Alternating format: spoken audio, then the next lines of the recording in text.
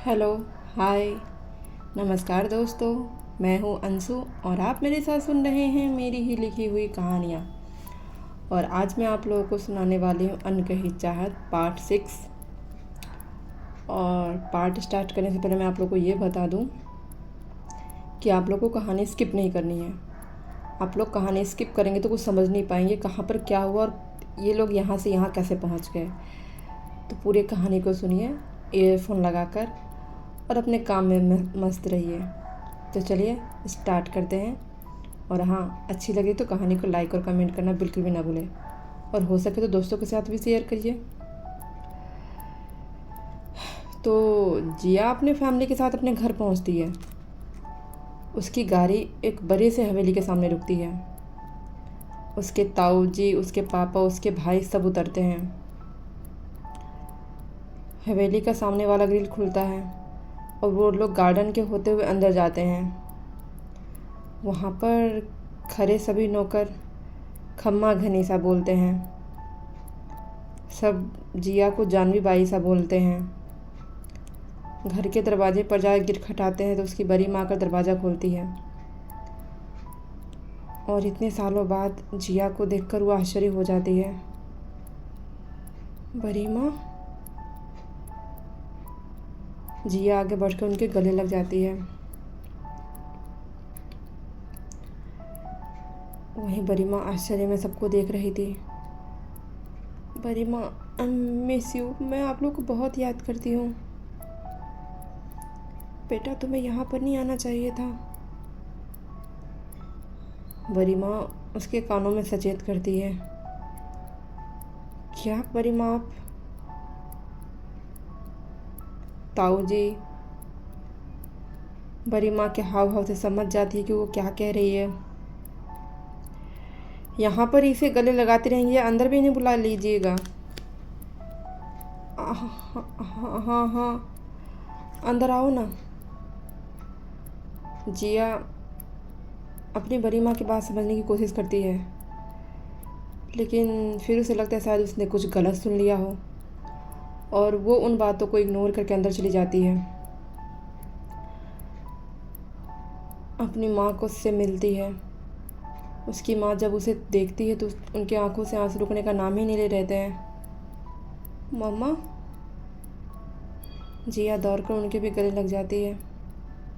कैसी है मेरी गुड़िया? मम्मा, आपकी गुड़िया बहुत अच्छी है और देखो एकदम मस्त है। वो चारों तरफ घूम के दिखाती है खुशी से। उसकी माँ फिर से आगे बढ़कर उसे गले लगा लेती है। जितना जल्दी हो सके यहाँ से निकल जाओ, क्योंकि आपको नहीं पता है कि आप किस जाल में फंसने वाली है। वो अपनी बेटी से मिलकर हंसकर ही बताती है ताकि किसी को शक न हो।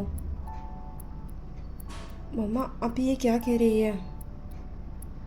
हाँ बेटा, प्लीज़ आप मेरी बात मानकर यहाँ से चली जाइए, नहीं तो जाने बेटा आप इस घर से नहीं निकल पाएंगे। ताई जी भी पीछे से कहती है, जो आंखों में आंसू लिए गर्दन को हिलाकर हाँ में इशारा कर रही थी। वो उन दोनों के बात समझ जाती है। खुद को शांत करते हुए ताऊ जी के पास पहुंचती है। ताऊ जी, मेरे धर्मशाला में कुछ सामान छूट गया है, मुझे उसे लेकर आना है। मैं क्या लेनी चले जाऊं? नहीं नहीं जानवी, हम ज्ञान को भेज देते हैं ना, वो लेकर आ जाएगा। लेकिन ताऊ जी, उसे पता नहीं होगा कि हमारा सामान कहाँ पर है। हम जाएंगे और खुद लेकर आ जाएंगे। आपको मुझ पर भरोसा नहीं है? मान गए आपको। आप आज भी अपनी बेटी को भगाने से पीछे नहीं हट रही है। ताऊ जी गुस्से से अपनी पत्नी को देखते हुए बोलते हैं। और अब आपने तो अपनी देवरानी को भी अपने साथ मिला लिया है। क्या हम आपको बेवकूफ़ नज़र आ रहे हैं और आप लोग का इशाराबाजी हम समझ नहीं पाएंगे? अरे, जहाँ से आप लोग सोचना शुरू करते हैं ना, वहाँ पर हमारी सोच ख़त्म होती है। ज्ञान, जी बड़े पापा। जानवी बाई साहब को कमरे में अंदर बंद कीजिए। पापा पापा ये क्या बोल रहे हैं? पापा पापा और क्या बोले हम जानवी आपको? आपको हम एक बार और मौका दे यहाँ से भागने का और हमारी इज्जत उछालने का? आपकी परसों शादी है और कल हल्दी मेहंदी है, जाकर आप तैयारी कीजिए। अगर आप खुशी खुशी ये शादी करेंगी तब आपको अपने कमरे से बाहर निकलने का आज़ादी मिलेगा, नहीं तो आपकी शादी बेहोशी में होगी और इसकी जिम्मेदार आप खुद होंगे। जिया के पापा अपना फैसला सुनाते हैं। पापा आप मेरे साथ ऐसा नहीं कर सकते हैं। ताऊ जी आप पापा को समझाइए ना। समझिए आप जानवी, जो हम कर रहे हैं आपकी खुशी के लिए कर रहे हैं। हम आपकी शादी बहुत बड़े ख़ानदान में कर रहे हैं जहाँ आपको सब कुछ सुख सुविधा मिलेगा, किसी चीज़ की कोई कमी नहीं होगी। और आपकी शादी होगी तब हम बिजनेस पार्टनर बन जाएंगे और हमारे बिजनेस ऊंचाइयों को छू लेंगे। ताऊ जी एक अलग कहानी बताते हैं। ताऊ जी आप मेरी शादी बिजनेस डील के लिए कर रहे हैं। आपके लिए आपकी घर की बेटी की खुशी कोई मायने नहीं रखती है। ताऊ जी मैं इस शादी को नहीं कर सकती हूँ। जानवी, राजवीर प्रताप बहुत अच्छे इंसान हैं, वो आपसे बहुत प्यार करते हैं। उन्होंने आपको एक पार्टी में पसंद किया था और आपके भागने के बावजूद वो पिछले 4 साल से आपका इंतज़ार कर रहे हैं।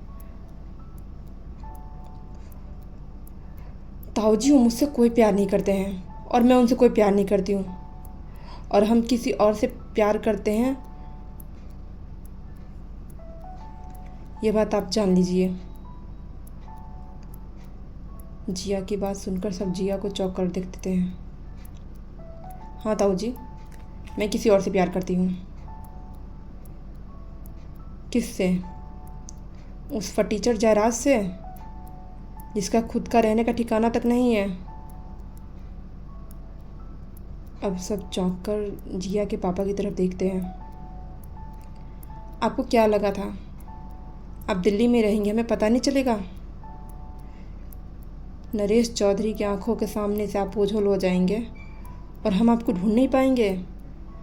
आप जिस दिन इस घर से निकली थी ना, हमने उसी दिन आपको ढूंढ लिया था। आपको क्या लगा था आप नाम बदल कर जानवी से बदल कर जिया रख लेंगे और हम आपको ढूंढ नहीं पाएंगे? हम आपको 4 साल दिए हैं अपनी ज़िंदगी जीने के लिए और आपने वो 4 साल पूरा कर लिया है। इसलिए चुपचाप हमारी बात मानिए और राजवीर प्रताप से शादी कर लीजिए। वो आज भी आपके इंतज़ार कर रहे हैं। लेकिन वो क्यों कर रहे हैं मेरा इंतज़ार? हम तो शादी से भाग गए थे ना, तो फिर शादी से भागी हुई लड़की क्यों शादी कर रहा है? क्योंकि हमने उन्हें बताया था कि आप शादी से इसलिए भागे थे क्योंकि आपको विदेश में जाकर पढ़ना था। तब आपकी उम्र कम थी और आपकी स्टडी भी कंप्लीट नहीं हुई थी, इसलिए उन्होंने हमारे बात पर आसानी से विश्वास कर लिया था। हमने उन्हें बताया था कि आप 4 साल के लिए लंदन गई है और अब आप लंदन से वापस आ चुकी है, इसलिए हमने 2 दिन बाद का ही मुहूर्त निकाला है। और हमें पता था आपके स्कूल वाले को टूर के लिए हमने ही जयपुर बुलवाया था और हम आपको लेने पहुंचने वाले थे। तभी हमें ज्ञान का फ़ोन आ गया और हम अम्बेर फोर्ट पहुंच गए। इसलिए आप ज़्यादा आश्चर्यचकित मत होइए और खाना खाकर अपने रूम में जाकर आराम कीजिए। और हाँ, भागने की कोशिश मत कीजिएगा क्योंकि हमें पता है जयराज बेंगलुरु में है और अगर आप उसे सही सलामत देखना चाहती है तो हमारी बात मान लीजिए और वो शांति से खुशी खुशी इस शादी से कर लीजिए। अगर आपने कुछ गड़बड़ की तो उसका कीमत जयराज का जान होगा। पापा चिल्लाइए मत जानवी, इस घर की औरतें ऊंची आवाज़ में बात नहीं करती हैं। शायद आप अपने संस्कार भूल गई हैं। पापा ये आप मेरे साथ गलत कर रहे हैं। मैं उस राजवीर से शादी नहीं कर सकती हूँ। प्लीज़ प्लीज़ आप मेरी बात समझने की कोशिश कीजिए। मैं किसी और से प्यार करती हूँ। अगर आपने एक बार और बोला कि किसी और से प्यार करती हैं आप, तो आप उस प्यार को ज़िंदा नहीं देख पाएंगे। इसलिए जाइए, अपने कमरे में जाकर आराम कीजिए।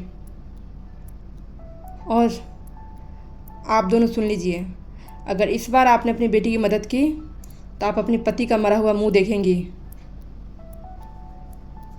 जयराज के पापा अपनी पत्नी और भाभी को देखते हुए बोलते हैं, ये क्या कह रहे हैं आप? हम कह नहीं रहे, हम करके दिखाएंगे। इसलिए अगर आप अपने गले में मंगलसूत्र पहनना चाहती हैं तो आप लोग मेरे खिलाफ मत जाइएगा। मुझे कुछ नहीं करना है, मैं नहीं करूँगी शादी। मुझे जयराज के पास जाना है, मुझे अपने जयराज के पास जाना है। जिया चिल्लाते हुए गेट की तरफ भागती है।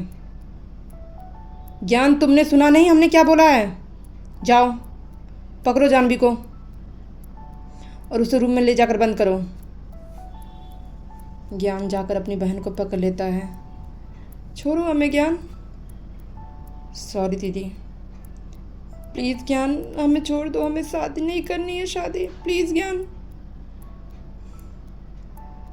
जिया रोते हुए बोलती रहती है। ज्ञान उसे पकड़कर सीढ़ी से ऊपर ले जाकर उसके कमरे में जाकर छोड़ देता है और बाहर से गेट बंद कर लेता है। ज्ञान प्लीज़ दरवाज़ा खोलो, हमें बाहर जाने दो, हम नहीं कर सकते हैं शादी। ज्ञान सीढ़ियों से नीचे आता है। तभी उसके पापा कहते हैं, तुम्हें पूरे टाइम अपनी बहन पर निगरानी रखना होगा। वो भागने की कोशिश ज़रूर करेगी, तुम्हें ध्यान रखना होगा कि इस घर से बाहर निकल जाए, क्योंकि अगर वो एक बार निकल गई तो फिर उसे ढूंढना मुश्किल हो जाएगा। ओके पापा। और हाँ, आप सब भी इस बात का ध्यान रखिएगा, अगर आप लोगों ने जानवी की मदद की तो हमसे बुरा कोई नहीं होगा। जयराज के पापा अपना फैसला सुनाते हुए बोलते हैं। वो इतना कहते हुए घर से बाहर निकल जाते हैं। इधर निधि फिर से एक बार जाकर पूरे अमवेर फोर्ट में रिशु को ढूंढती है और साथ में जिया को भी ढूंढती है, लेकिन दोनों का कुछ अता पता नहीं लगता है। जिया हमें कहाँ छोड़कर चली गई, हम इसे कहाँ ढूंढे अब? पूरा ढूंढकर बाहर आकर पत्थर पर बैठ जाती है।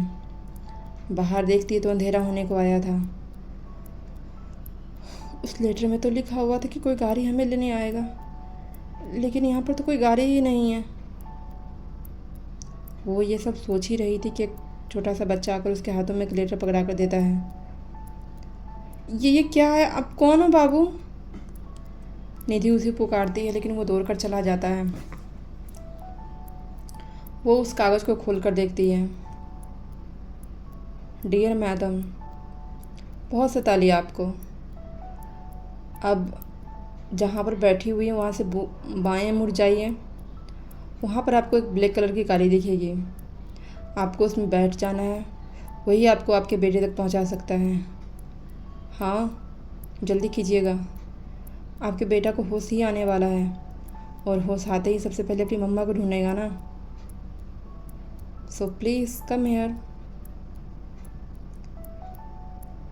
निधि गुस्से से पेपर को तोड़ मरोड़ कर फेंक देती है। वो इधर उधर देखती है लेकिन उसे कुछ दिखाई नहीं देता है। वो उठकर बाएं तरफ चल देती है। थोड़ी दूर आगे जाकर उसको एक काली रंग की कार दिखाई देती है। वो कार के सामने जाकर खड़ी हो जाती है। तभी उस कार का दरवाज़ा खुलता है। कहाँ है मेरा रिशु? वो ड्राइवर से ही पूछने लग जाती है। मैडम हमें नहीं पता, हमें तो बस आपको होटल के बाहर छोड़ना है। ये लीजिए आपके लिए लेटर। फिर से लेटर? वो ड्राइवर के हाथ से कागज़ का टुकड़ा ले लेती है। मैडम जी, ड्राइवर को कुछ नहीं पता है, चुपचाप उनके साथ बैठकर आप हमारे पास पहुंच जाइए, फिर हम आपको आपके बेटे से मुलाकात करवाएंगे ना। और हाँ, पीछे सीट पर एक ड्रेस भी रखा हुआ है, हो सके तो उसे पहन कर आने की कोशिश कीजिएगा। अभी के लिए इतना ही, जल्द ही आपका बेटा आपका इंतज़ार कर रहा है। वो जल्दी से जाकर गाड़ी के पीछे बैठ जाती है। पीछे से बैग उठाकर देखते उसमें ब्लैक कलर का वन पीस ड्रेस रखा हुआ था, जो घुटने से ऊपर तक का ही था। ये कैसी ड्रेस है? हम कैसे पहन सकते हैं इसे? वो गुस्से को से उस ड्रेस को वैसे ही छोड़ देती है। प्लीज़ माता रानी हमारी मदद कीजिए, हम क्या करें, मैं कुछ समझ नहीं आ रहा है। उसकी गाड़ी चल पड़ती है। थोड़ी देर में एक होटल के सामने जाकर रुकती है। वो बस उतरकर अंदर भागने के लिए तैयार थी। मैडम जी अपना सामान तो ले जाइए। भैया हमारा कुछ सामान नहीं है। ये थैला किसका है? हमारा नहीं है। मैडम जी ये आप ही का है और आप ले जाइए इसे। निधि हार कर उस थैले को उठा लेती है और होटल के अंदर चली जाती है। वो जा ही रही थी कि फिर से एक बच्चा उसके हाथों में लेटर पकड़ा देता है। वो बच्चे को फिर से देखती है लेकिन वो दौड़ते हुए बाहर की तरफ चला जाता है। वो उस पेपर को खुलकर पढ़ने लग जाती है। हेलो जी, हम आपको भी इंतज़ार नहीं करवाएंगे। अब आप होटल के अंदर आकर कमरा नंबर 320 में आ जाइए। आपका बेटा वहीं मिल जाएगा। बाय। वो जल्दी से होटल के अंदर भागती है। और रूम नंबर 320 कौन से फ्लोर पर है? मैम 4th फ्लोर पर। Thank you. You welcome ma'am. वो दौड़कर लिफ्ट के पास पहुंचती है। लिफ्ट में घुसकर बटन दबा दे, थोड़ी देर में ऊपर पहुंच जाती है। धीरज अपने असिस्टेंट रवि के साथ उसी होटल में था। वो भी आकर रूम नंबर 324 के बारे में ही पूछता है। सर 4th फ्लोर पर है। धीरज भी रवि के साथ ऊपर चला जाता है। इधर जिया अपने कमरे में बैठकर रो रही थी। मुझे यहाँ आना ही नहीं चाहिए था। सच नहीं, मैं यहाँ पे आती ना इतना कुछ होता। सॉरी जयराज, मैं कुछ नहीं कर सकती हूँ। फिर उसे अपने फ़ोन का ध्यान आता है। वो जेब में से फ़ोन निकालती है लेकिन फ़ोन का बैटरी लो हुआ था। वहाँ से चार्ज करने के लिए चार्जर पॉइंट होती है लेकिन उस रूम में कोई चार्जर नहीं रहता है। वो मोबाइल को ऑन करने की कोशिश करती है। इस बार उसका मोबाइल ऑन हो जाता है। वो जैसे ही जयराज को कॉल लगाने वाली होती है तभी रूम खोलकर उसका भाई ज्ञान आता है और उसके हाथों से मोबाइल छीन लेता है। सॉरी दीदी। नहीं, सॉरी मत बोलो। एक काम करो, तुम गला दबाकर मुझे मार दो और अच्छे से सॉरी बोल लो, ठीक है? क्योंकि मुझे तुम्हारी सुनने से सॉरी सुनकर इरिटेटिंग होता है। अगर सॉरी फील करना है ना तो मेरा मोबाइल मुझे वापस दो और मेरी यहाँ से भागने में मदद करो। बहन हूँ मैं तुम्हारी। सॉरी दीदी लेकिन मैं ये नहीं कर सकता हूँ। ज्ञान उसका मोबाइल लेकर बाहर चला जाता है। जिया गुस्से से फ्लावर पॉट उठाकर पटक देती है। क्या करूँ मैं, कैसे निकलूँ यहाँ से? पता नहीं उधर रिशु भी मिला होगा कि नहीं। निधि पता नहीं कैसी होगी। वो यही सब सोच रही थी तभी उसकी माँ खाना की थाली लेकर आती है। आओ जानवी, खाना खा लो। देखो हमने तुम्हारे पसंद का खाना बनाया है। मम्मा मुझे भूख नहीं है। ऐसा नहीं बोल दें बेटा, थोड़ा सा खा लो।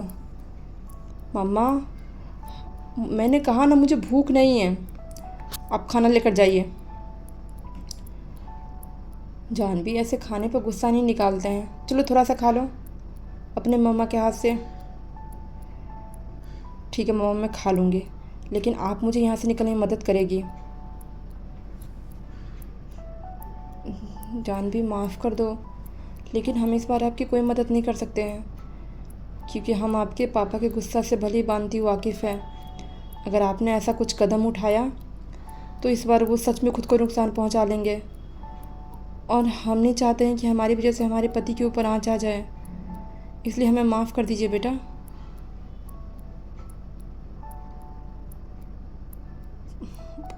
कोई बात नहीं, आप सॉरी मत बोलिए। इसमें आपकी कोई गलती नहीं है, मेरी ही गलती जो मैं यहाँ पर आई थी। जी आप बोलते बोलते रोने लग जाती है। मम्मा आप खाना रख दीजिए, मैं बाद में खा लूँगी। याद से खा लेना। हाँ मम्मा खा लूँगी मैं, आप चाहिए।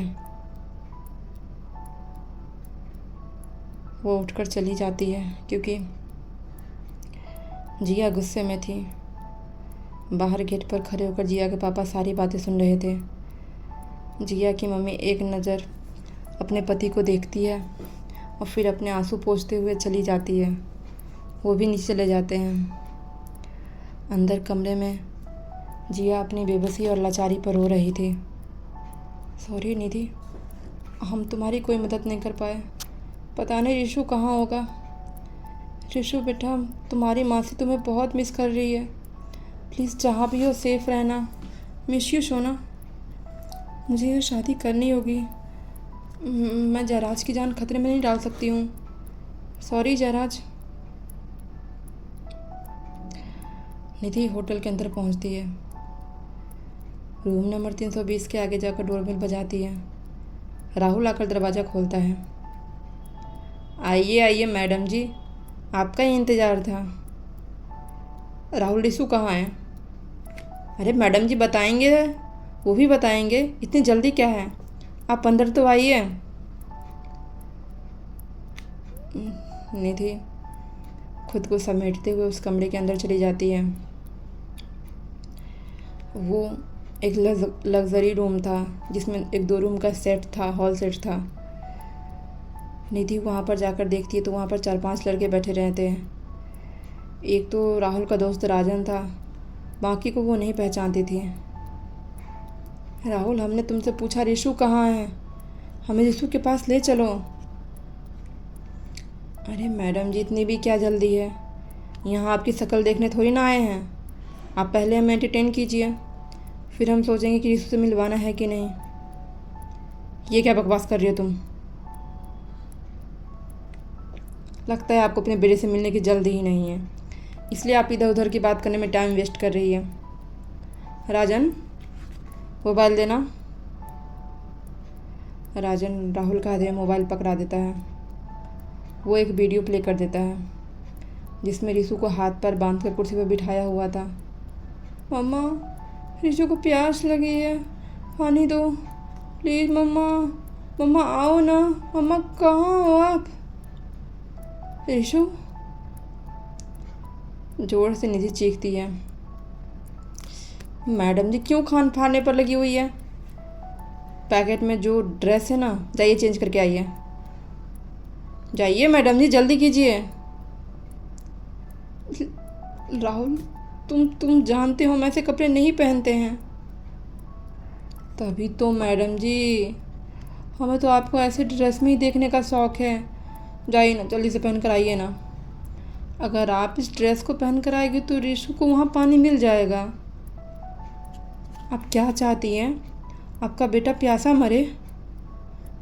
नहीं नहीं, हम जा रहे हैं ना। तुम रिशु को पानी दे दो, ठीक है? नहीं, पहले आप पहन कर आइए।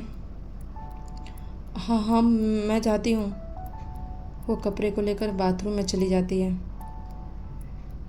इधर सब लड़के निधि को देखकर खुश हो रहे थे।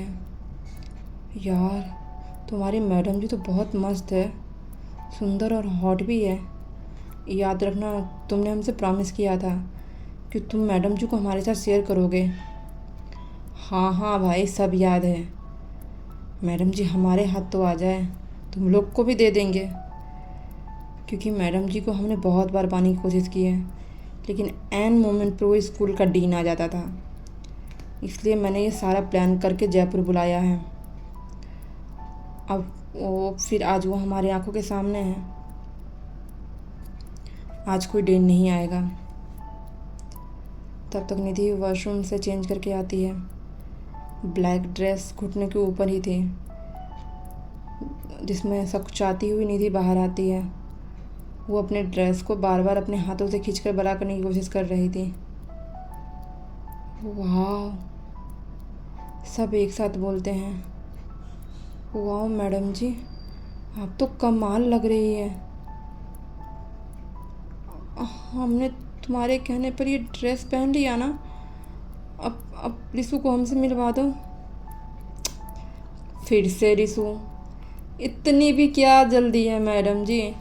थोड़ा सा डांस करके हमें खुश तो कीजिए। फिर वो वीडियो कॉल लगाता है।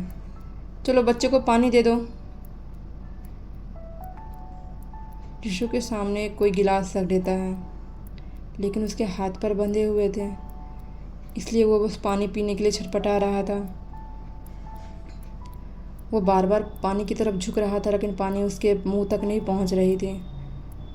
राहुल, दे दो ना हमारे बच्चे को पानी, बच्चे को पानी पिला दो। एक आदमी आकर रिशु को पानी पिला देता है। अंकल, मुझे भूख भी लगी है, मुझे मम्मा के पास जाना है। दूसरी तरफ से आवाज़ आती है, तभी राहुल कॉल कट कर देता है। राहुल राहुल राहुल, क्या कर रहे हो? हमें रिशु के पास जाने दो, हमारा बच्चा भूखा है, प्लीज़ उसे कुछ खाने को दे दो। अरे मैडम जी, रोइए मत, देंगे ना उसे खाने को, आप चाहेंगी तो। तुम क्या कहना चाहते हो?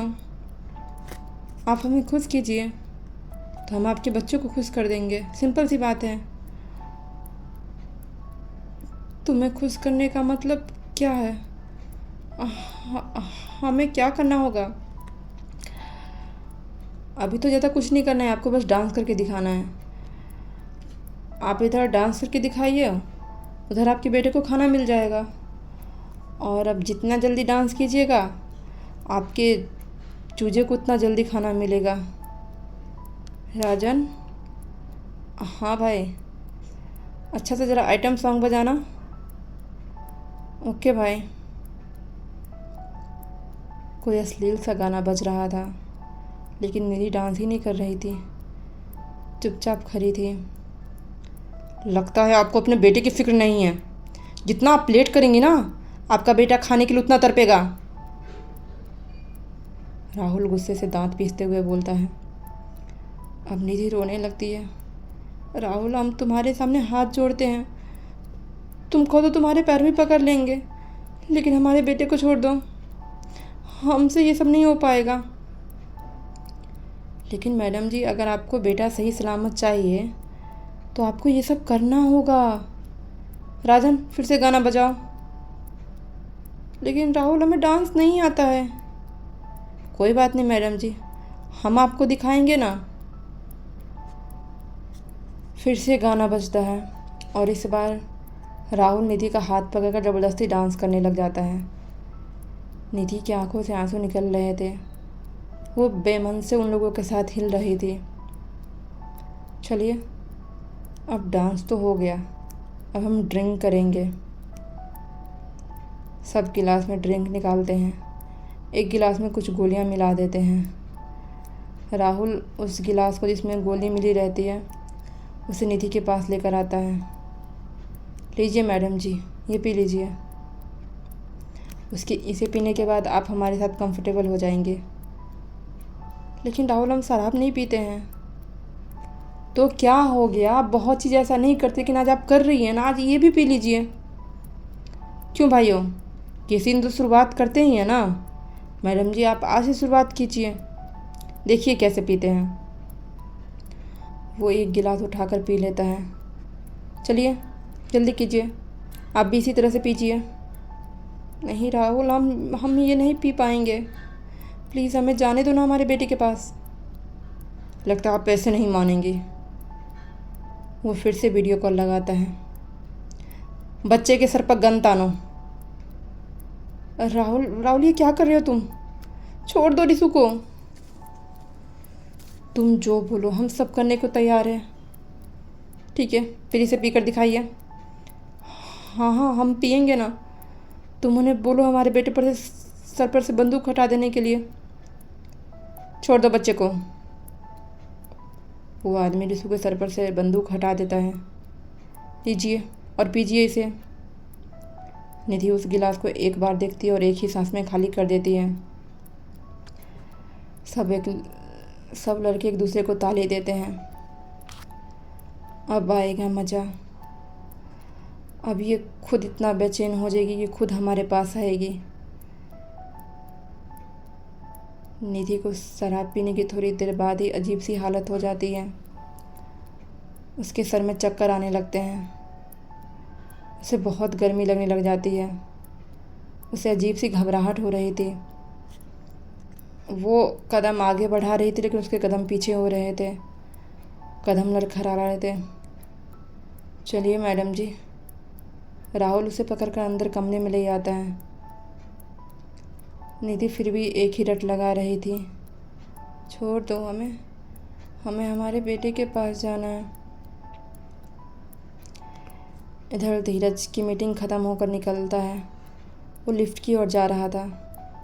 रास्ते में उसे किसी बच्चे की रोने की आवाज़ सुनाई देती है। आवाज़ कुछ जाना पहचाना है। रवि, तुम्हें किसी बच्चे की रोने की आवाज़ आई है? नहीं तो सर। धीरज आगे बढ़ जाता है, लेकिन फिर उसे एक बच्चे की रोने की आवाज़ सुनाई देती है। मुझे मम्मा के पास जाना है। अंकल, मुझे मम्मा के पास जाने दो ना, प्लीज़ अंकल। ये तो रिशु की आवाज़ है। वो यहाँ पर क्या कर रहा है? कौन रिशु सर? तुम्हें अभी बच्चे की आवाज़ सुनाई दी कि नहीं? हाँ सर, सुनाई तो दिया है। वो इस कमरे से आ रही थी। रवि को कुछ समझ नहीं आ रहा था। धीरज उस कमरे की ओर बढ़ता है और बाहर से डोरबेल बजा देता है। तभी एक औरत आकर दरवाज़ा खोलती है। जी बोलिए, क्या काम है? उसके पीछे उसका हस्बैंड भी आता है। कौन है डार्लिंग? पता नहीं, तुम ही पूछ लो। इतना बोलते हुए अंदर चली जाती है। वो आदमी जब सामने वाले को देखता है तो पहचान जाता है। मिस्टर सिंह, आप आइए ना सर, अंदर आइए ना, आपको कुछ काम है? नहीं मिस्टर सैनी, मुझे कुछ गलत फहमी हो गई थी। ठीक है, मैं चलता हूँ। You guys carry on. Thank you sir. Dheeraj वहीं पर खड़ा होकर सोचने लग जाता है कि ये आवाज़ आखिर आ कहाँ से रही है। फिर जितने भी बगल में कमरे थे सबको जाकर चेक करता है, लेकिन सब रूम फैमिली वाले ही रहते हैं। सर, हो सकता है आवाज़ उस रूम से आ रही हो। उस रूम में कुछ कंस्ट्रक्शन का काम चल रहा है, इसलिए वो रूम खाली है। और इस रूम को किसी ने बुक नहीं किया है। ठीक है, चलो चलकर देखते हैं। वो दोनों उस रूम के पास आते हैं और बाहर से गेट खटखटा देते हैं। तभी एक आदमी आकर दरवाज़ा खोलता है। जी कहिए, क्या काम है? इस रूम में कंस्ट्रक्शन का काम चल रहा है ना, तुम अंदर क्या कर रहे हो? जी मैं कंस्ट्रक्शन में काम करता हूँ और मैं लेबर हूँ। हमें इस रूम को चेक करना है। क्या? आप ऐसा नहीं कर सकते हैं। आप होटल की तरफ से आए हैं क्या? ऐसा ही कुछ समझ लो। कहते हुए धीरे उसको साइड धक्का देता है और अंदर चला जाता है। अंदर जाकर देखता है तो उसकी आंखें हैरानी से भरी हो जाती है। रिशु को कुर्सी से बांधकर मुंह से टेप चिपका कर रखा हुआ था। जब धीरज रिशु का ये हाल देखता है तो उसका गुस्सा 7वें आसमान पर पहुंच जाता है और खींचकर एक मुक्का उस आदमी को मारता है। पकड़ो रवि, ये भागना नहीं चाहिए। Okay sir. रवि भी अपना सामान वहीं पर फेंक कर उसे पकड़ लेता है। धीरज जल्दी से जाकर रिशु को खोलता है। रिशु जब अपने सामने धीरज को देखता है तो डायर करते हुए उसके गले से चिपक कर रोने लग जाता है। वहीं रवि आश्चर्य होकर धीरज को देख रहा था, लेकिन वो कुछ ना बोलना ही बेहतर समझता है, इसलिए चुपचाप वहाँ पर खड़ा रहता है। डैड मुझे मम्मा के पास जाना है। हाँ चलूँगा। तुम यहाँ पर कैसे पहुँचे? डैड मुझे मम्मा के पास जाना है। हाँ रिशु, मैं तुम्हें लेकर जाऊँगा तुम्हारी मम्मा के पास, लेकिन तुम्हारी मम्मा है कहाँ? मुझे नहीं पता, मुझे मम्मा के पास जाना है। वो बस बिना रुके रोए जा रहा था। धीरज उसका पीठी सहलाकर चुप करवाता है। रिशु भी धीरज का साथ पाकर उसकी गोदी में ही सो जाता है। रवि, तुम इसे पकड़ो, मैं उसे देखता हूँ। इसे आराम से ले जाकर गाड़ी में सुला दो। Okay sir. अब धीरज किडनैपर के गले को पकड़ता है। हर हर महादेव दोस्तों। तो आज का भाग यहीं ख़त्म हो गया है। मिलते हैं जल्दी से नए भाग के साथ। कहानी अच्छी लग रही तो चैनल को सब्सक्राइब करना बिल्कुल ना भूलें। Thank you.